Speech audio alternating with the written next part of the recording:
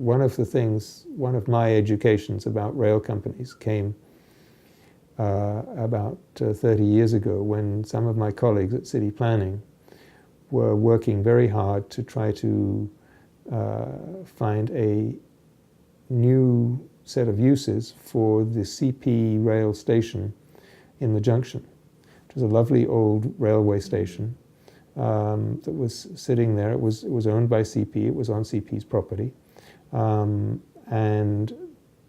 the city was anxious to see it, because it was a historic building, and they'd designated it as a historic building. They wanted to make sure that it was preserved and reused, and CP didn't want any part of it. They wanted to slightly change the curve of the rail track in that area, and that meant getting rid of the historic station. So they came in with a wrecking crew from Eastern Ontario, who started work soon after midnight. And by 6 in the morning, when the city's building commissioner arrived with a stop work order, there was nothing left to stop work on. Were there any repercussions from that? No, because the municipality has, so the municipality is a creature of the province. Right. The railways come under federal jurisdiction. So the province has no clout over them, and the municipality certainly has no clout over them. And even the federal government has limited clout over them, and it's all very, very restricted based on what's allowed in law.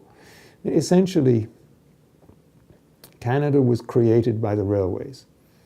And I mean, literally, John A. Macdonald had the CP built to unify the country and make sure the Americans didn't take the West.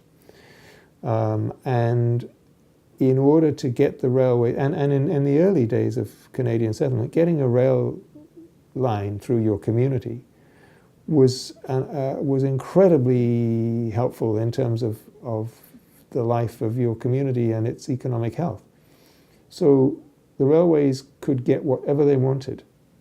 And so in law, they're essentially set up to be able to get whatever they want whenever they want it.